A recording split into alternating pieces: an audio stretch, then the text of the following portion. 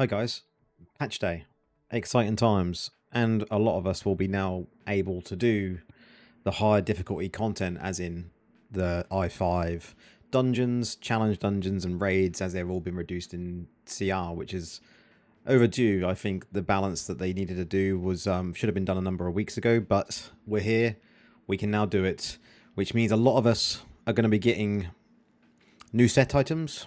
New players are still coming to the game, so they may be wondering what set items to go for. So today's video is going to be all about set items, and we're going to be doing a tier list that works well for Necromancer, for the different builds that I use. And obviously bear in mind that this tier list is based on my kind of the way I play the game and the builds that I enjoy.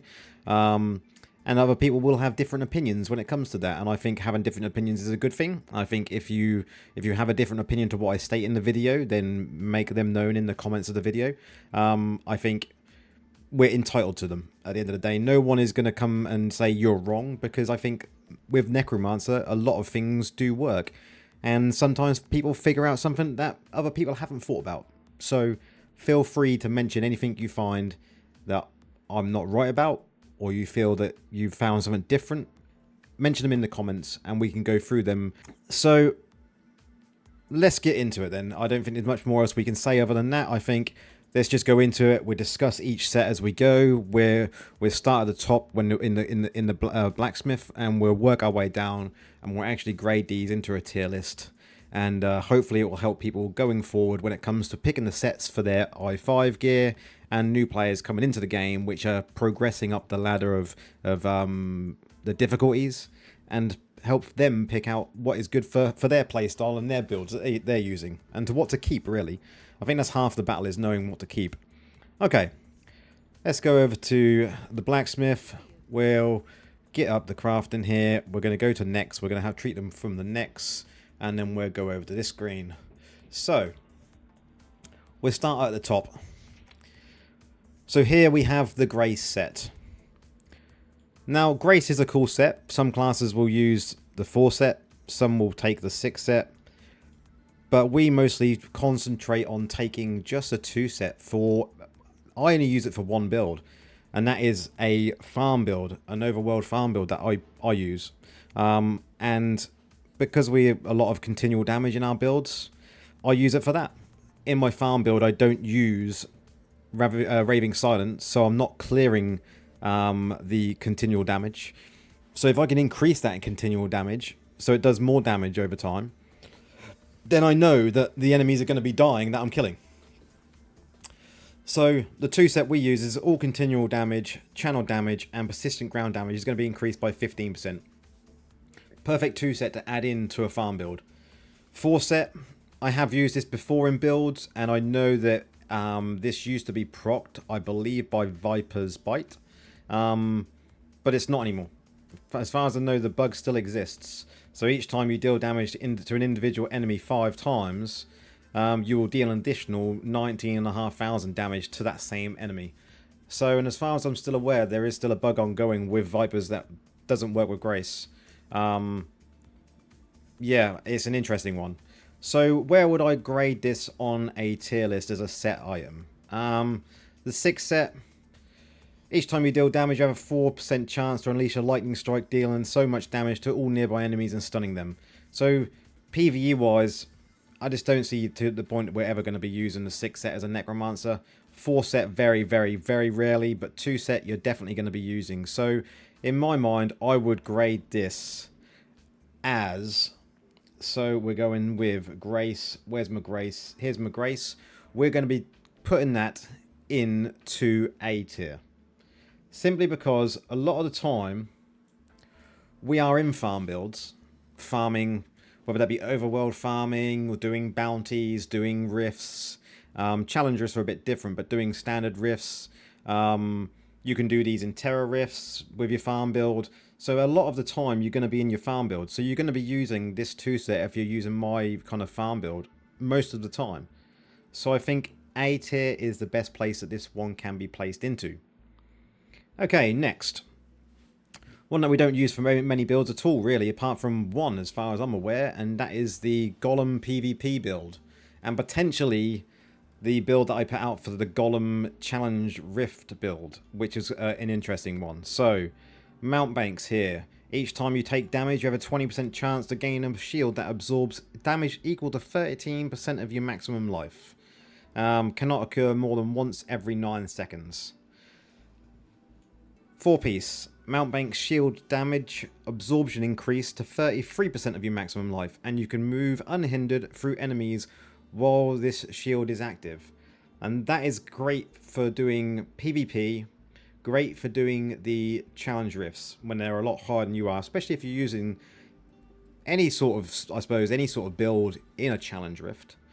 But the Golem works great because it's all about shields. If you can get a shield up, and that shield bursts, you can do damage with your legendary Paragon. There is so much you can do with the shields.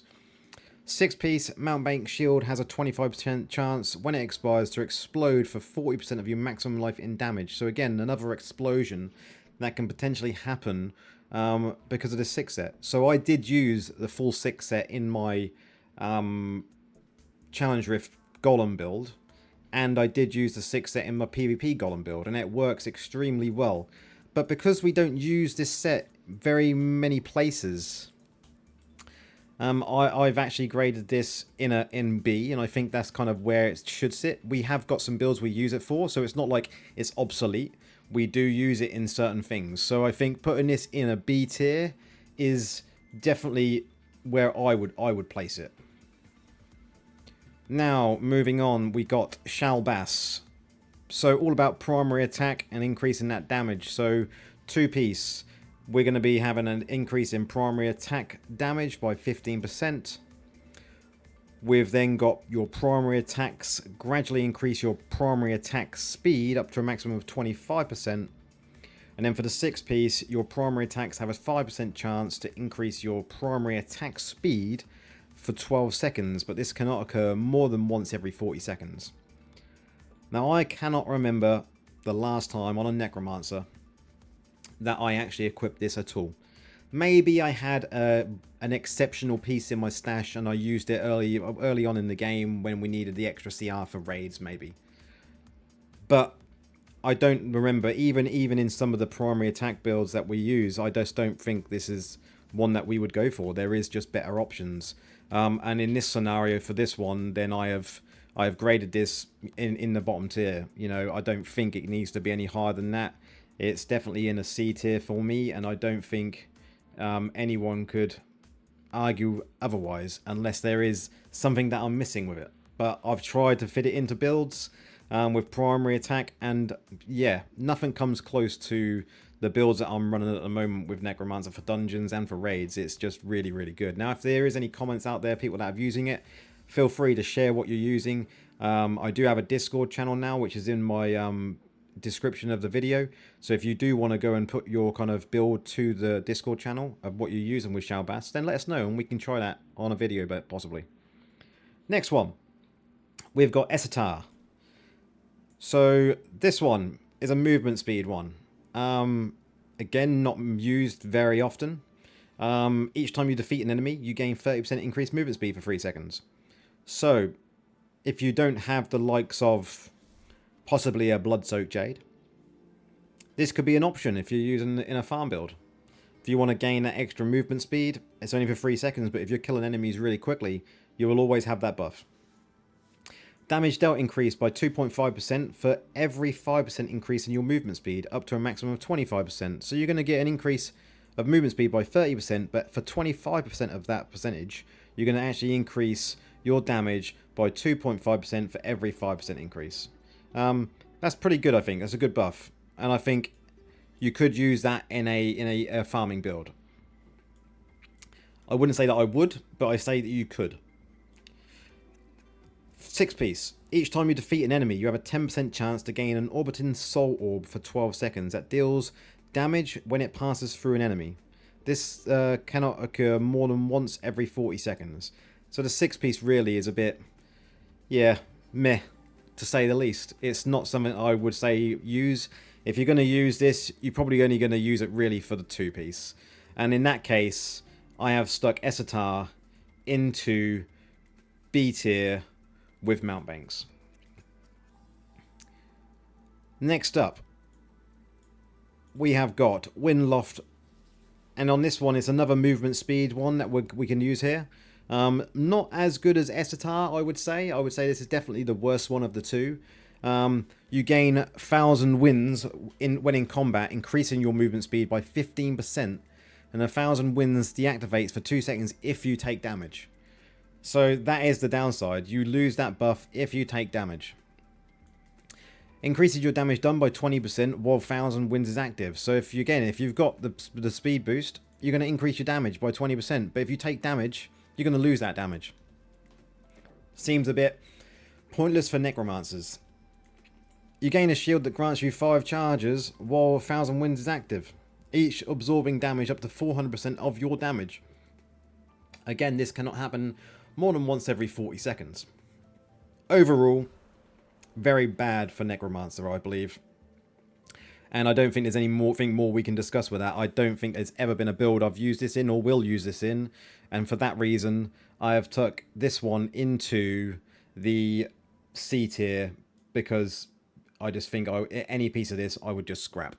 I would rather have the Wisp than this piece of gear. Next up, Shepherds. Summons is Necromancer's kind of thing, really, isn't it? You know, there is other classes that have a lot of summons, but I think a lot of people enjoy playing Summon Necromancer. I'm for one. I played it for a very, very long time until some of the builds that have now around, which do outshine the summons, sadly. I hope summons do have their time in the limelight again. I think there is some potential kind of things that we can do with some of the new things that have come to the game in today's patch. We'll have to just see what we kind of figure out on that. But Shepherds, your summons deal a 15% increase in damage. Flat damage for your summons, perfect. Critical hit chance increased by 3% for each of your summons, up to a maximum of 18%. So again, as long as your summons are up, you're going to get an increase in damage with your crit hit chance. 6 piece, your summons enter a frenzy state for 12 seconds each time one of them critically hits. It increases their attack speed by 60%, but it cannot occur more than once every 40 seconds. So pretty much every 40 seconds this is going to be up. To me, if you're using summons, you should definitely be using at least the 4 set and probably, you know, your 6 set as well. And for that reason, I have put Shepherds in the A tier. I believe at this moment in time where how Necromancers are, it doesn't deserve to be in the S. But I think it definitely needs to be in the A. And I would actually even say that for me, being second in behind Grace would be the perfect place to place it. I don't play summons at the moment, so it's very rare that I would actually, you know, consider keeping a Shepherds unless it was exceptional and I wanted to keep it in my stash for if I wanted to go to a summons build for some reason. Next up, we have Feasting Barons. Now, we do use this in many builds at the moment in time because of the dot resolution builds that are, you know, very, very good at the moment. Any class that can do dot resolution, I know there is a thing with Barbs that's just come out that could potentially lead to a dot resolution build. I think they're just OP builds. They're great. Crusaders have one. I think, yeah. What can we say? They do insane amounts of damage. So with Barons, your 2-piece is going to increase your duration of your harmful effects by 30%. So any continual damage you put on an enemy, that damage or that duration is going to be increased of that particular harmful effect by 30%. So with a dot resolution build, that duration gets buffed by 30%. When you dot resolution it off, that extra time actually equates to damage. So this is why we use the 2 set for most of our builds when it comes to dot resolution. 4-piece increases damage done from all sources by 20% to enemies suffering under your loss of control effects. And then the 6-piece is unleash a Nova of Ice each time you defeat an enemy afflicted by one of your loss of controlling effects, stealing 51,977 damage to nearby enemies and freezing them for 4 seconds. 6-piece I would never say that I've equipped. Never. Even the 4-piece I don't think I've ever equipped. Even for PvP it's just not worth it. Feasting Barons, 2-piece. If you're using a dot resolution build, I think not just with Necromancers but with any class that does have dot resolution and plenty of dots, you're going to be equipping a 2 set just because you're going to get more damage out. And for that reason, I would put Barons in the S tier. 100% in the S tier. Without a shadow of a doubt, that is where it deserves to be. And there is, with Barons, I think at the moment there is definitely 3, if not 4 builds that we're using it for. What I have, at least 2 or 3. Next up, we have Vithus. Now again, most classes will use a 2-piece Vithus. Increases the duration of all beneficial effects on you and your party members. So any beneficial effect that you have is going to have an increase in time by 30%. Now that's huge. That's huge. That is basically, you know, giving you more time on that effect. And while that is up, your cooldown of that ability, if it's an ability, for instance, bone armor, you're going to get an increase in time. Now, that will mean that your bone armor could potentially be off cooldown while it's still up. So you can have 100% uptime of stuff. And it's just a great 2-piece to use. Now, we do have the 4-piece, which increases your target's attack speed by 30% for 3 seconds each time you use a skill to grant a beneficial effect to yourself or a party member. And the 6 pieces, each time you use a skill to buff yourself or a party member, you create an area for 12 seconds that grants 12% life drain to yourself and any party members within the area. So basically, any enemies that are in that area, if you're in that area, you're going to gain a 12% life drain from them so you can heal up. Now, we use that in Vanguard. We use a full 6-piece in Vanguard, and I think a lot of classes do simply because of this. Especially when they're not got a rank 20 charm. I think it's great for the people that haven't got, maybe they're at rank 15, rank 10, you know, having this 6-piece helps the party out a lot. Definitely one of those things of, if you don't have it, you might regret it if you don't have any sort of healer. So, for this reason, with Vithus, because we use it in so many builds, whether that be PvE, PvP, there is just so much good with this 2-piece set. Whether you're using the rest of it or not, this 2-piece is massive. And for that reason, I think Vithu should be top of the list when it comes to being in the S tier. It goes ahead of Barons, and Baron sits in just behind it because I think it's just amazing. Next up, we have Glooms.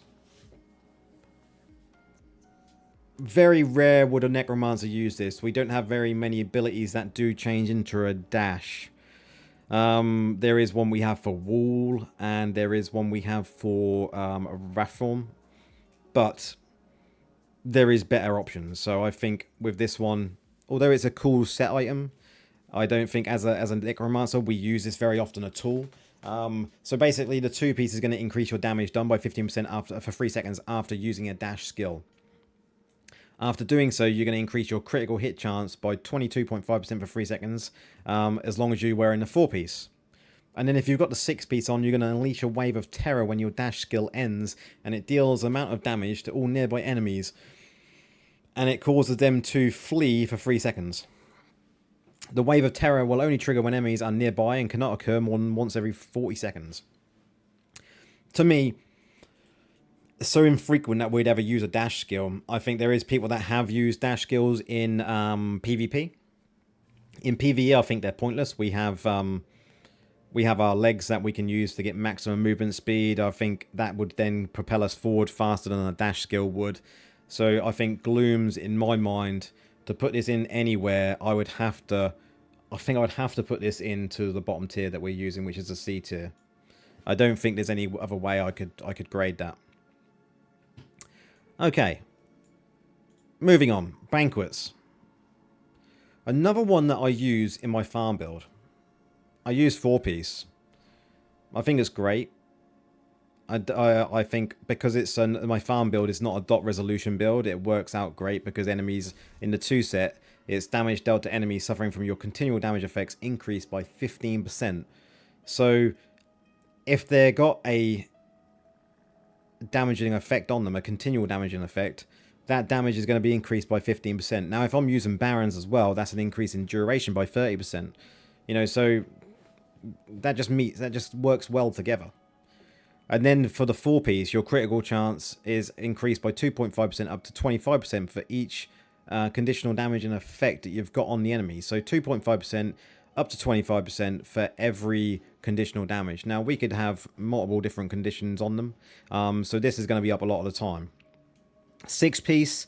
When you apply a conditional damage and effect to an enemy, you enter a poison rage for 12 seconds, during which your damage will corrode enemies, dealing an amount of damage over 3 seconds, and this cannot happen more than once every 40 seconds. Now, 6-piece is cool. I like it. I think it's great, but I think most of the time you're going to be just using the 2 and the 4 set. I don't think there's any reason to use the 6 set in any build that we're currently running.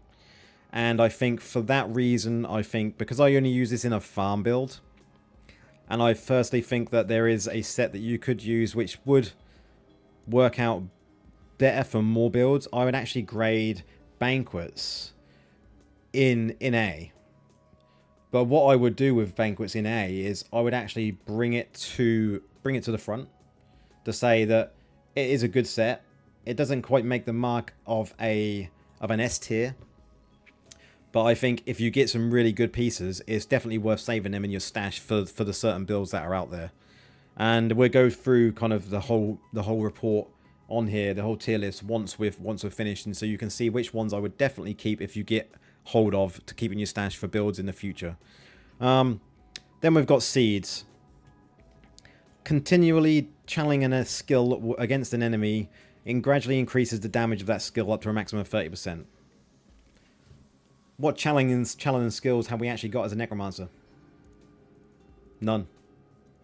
There isn't any. Unless you can count standard Bone Spirits, which I think is classed as a channel. But even then, it's not really worth taking. The 4-piece, after you stop then channeling that skill, enemies hit by it take an additional explosion of damage for 30% of the damage dealt to them during that channeled skill.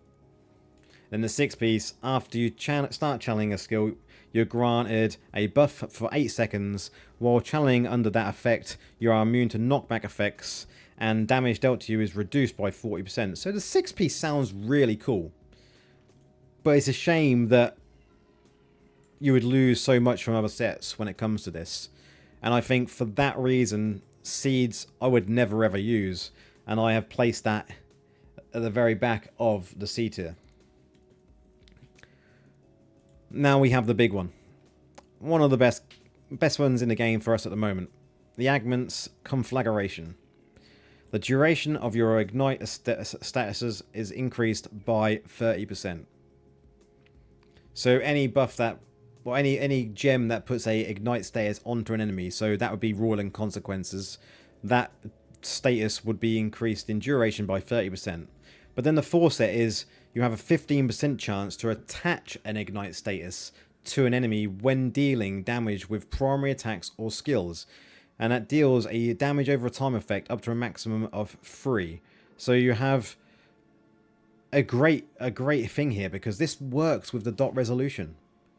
So you'd be silly not to take this in a dot resolution build, which is what our dungeon build, our raid build are both resolution builds. We have a PvP build that's a resolution build. You can work this into a farm build for a resolution build, even though I think the one that I run is slightly better for farming. But that is an argument that we could have another day, whether it would be better for this or better for the one that I currently use. But this one is just a very, very good set for us to take. And I think if you're not taking it, then you definitely should watch out for some really good pieces. And even if they're not, they're kind of half-decent pieces. Definitely save them if you haven't got them at the moment and use them in your builds. They will increase your damage no matter what. And for that reason, I think Angmet set has to go in front of Barons. I wouldn't say it quite beats out the 2-piece Vithus, because I think 2-piece Vithus is strong for every build. Every build out there when it comes to whatever class. If you're using for anything to do with buffs and stuff, you want that increased duration. So we've got the final 2. The first one is we've got Endwinter here. So Endwinter, your damage is increased by 15% when attacking chilled enemies and by 30% when attacking frozen enemies. Bosses immune to chill and freeze effects will become marked and they trigger these bonuses. So you can still have these bonuses on bosses. Now I have used this set in one particular build, and it worked extremely well. And I think I may have to do in the future, if it is, I'll see how the video is done, but I may have to add some links into the Discord to remind people of this build, because it definitely helped me push in my challenge rifts. And now as well that we've got the increase in materials to rank up our set items up to 25, people are going to be wanting to focus on doing challenge rifts again. So the 4-piece here is you have a 30% chance to freeze already chilled enemies for 3 seconds when applying an additional chill to them. Cannot freeze the same target more than once every 10 seconds. And then the 6th set is dealing damage to chilled enemies grants you a buff for 12 seconds, causing your attacks to shatter chilled enemies or frozen enemies, and they take an additional damage depending on whether they were chilled or frozen, but it cannot be triggered for more than once every 40 seconds. So again, this set really works very well as a 6-piece set, especially in challenge dungeons. And I was going to rate this in C, because it's not a build, not a set we use very often. But I actually had to take a step back, and I spoke to a couple of people on the Discord, and I think we all agreed that because it is used in that one build, which really does help us, I think Endwinter really deserves to be put in B. I think at the back of B is the best place to place it, because it's not one that we'd use all the time in every build. But I think because it is used in that one particular challenge rift build, which is on my channel, I will see if I can put in a link above us right now, so you can go and see that video. And I think it's one of my older videos, and I think it was when I didn't do my own kind of voice and my own face on the video. So you'll have to put up with that crazy AI voice that I had. But I think if you see it working in the video and how the actual build works, it's so much fun, and I think you should definitely try it out. Going into the last piece then, we have the Wildfire. Your Firestorm now becomes a Wildfire, increasing its damage bonus by 50% to 70%. Never ever use this set, and I don't think I ever will. Wildfire also conjures a Wildfire Tornado that drags nearby enemies to its center, dealing an amount of damage to all enemies within that area. Cannot occur more often than every 9 seconds. And in the 6-piece, Wildfire also grants you fanning the flames for 12 seconds, causing your non-burn attacks to deal wind damage, allowing you to trigger a Wildfire. Fanning the flames also reduces Wildfire's tornado cooldown by 3 seconds, but this cannot happen more than once every 40 seconds. So it sounds a really cool set if you're able to have Firestorm, but I just don't think there's a build that I would ever use this with for Necromancer at all. So I think for that reason, the last set that we have definitely has to be graded into C. So there we have it. It's all been graded. We've got in the S tier, Vithus, Angmets, and Barons. I think they all deserve to be there, and I think if you get some exceptional pieces or some really good stats on pieces, you should really be saving them and locking them into your stash to make sure you go back to them and keep the best ones for the build you're using. And the same with the A tier. Banquet, Shepherds, and Grace. If you're getting good items, good stats, good secondaries and on them, keep them. Lock them in your stash. Compare them when you have time. And then, dismantle the ones, or, go and dismantle the ones you don't need. And just save the ones you do that are the best ones. Stats you really want on them, if you're going for a double stat, you just want Fortitude and Willpower. If you're going for a triple, then you maybe want to have Intelligence on there for your resistance, or you can go with Vitality. But I think as long as you're having the double stat of Fortitude and Willpower, then you're going to be getting your potency and your armor and your armor pen up, which is what you need as a Necromancer. But the ones you really want to focus on as a Necromancer is definitely Vithus, Angmets, Barons in the S tier, and then Banquet, Shepherds, and Grace in the A tier. Now, Endwinter, if you want to check out the build that I did in Challenge Rifts, use it. Mountebanks, PvP Golem, a lot of fun, so you might want to keep that. But for the rest of them, wisp them up. Take the wisps. Craft other bits that you do need out of the S and the A, and maybe mount an Endwinter. Use them wisps. Don't save them in your stash just for the sake of saving an exceptional piece. So yeah, don't fill your stash up with rubbish. Get rid of them. Especially now we're starting a new difficulty. Start going through your stash, sorting it all out, keeping the ones that are good, getting rid of the crap, and then having in space to have these new ones come in for the new difficulty. So other than that, really, there's not much more to go over.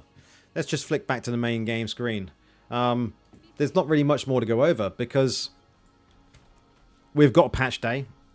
We've got new items. I've only managed to get a couple of them, so I will be doing videos once I have the rest of them and I've tested them all out. So keep that in mind and keep on the kind of watch out for my videos. It may take me the rest of the week to get the rest of the items and test them out, but I think there is some cool ones coming, and I think they could potentially have some little changes to certain builds that we've got already. I don't think there'd be any come up that kind of build changing completely, meta changing, but we'll see what happens. Who knows? Things could be found and people could realize that something really synergizes well together. But going forward, enjoy the patch. Any questions you've got about kind of the tier list that we've just set, put them in the comments and we'll discuss. And other than that, we'll see you in the next one.